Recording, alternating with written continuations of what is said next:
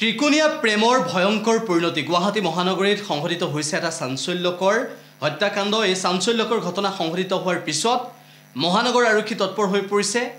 হাতীগাঁৱৰ লখিমী নগৰত সংঘটিত হৈছে এই ঘটনাটো। এই ঘটনা সংঘটিত হোৱাৰ পিছত আৰক্ষীয়ে তদন্ত আৰম্ভ কৰিছে। কেনেদৰে ঘটনা সংঘটিত হ'ল এই সন্দৰ্ভত আৰক্ষীয়ে জোৰদাৰভাৱে তদন্ত আগবঢ়াইছে। কিন্তু লক্ষণীয় বিষয় এইটোৱেই যে ত্ৰিকোণীয়া প্ৰেমৰ এই ভয়ংকৰ কাণ্ড সংঘটিত হোৱাৰ পিছত আৰক্ষীৰ তদন্তত বহু বিস্ফোৰক তথ্য ওলোৱাৰ সম্ভাৱনা বিৰাজ কৰিছে।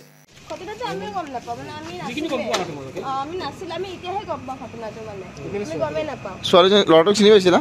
ল'ৰাটো চিনি পাওঁ, আমি মোক দেখা পাই মাত দে নয়ন দাস। ছোৱালীটোৰ নাম নাপাওঁ, আমি দেখাই নাই ছোৱালীটো। নাই নাই, নহয় নহয়, হাজবেণ্ড ৱাইফ নহয়, একেলগেই নাথাকে।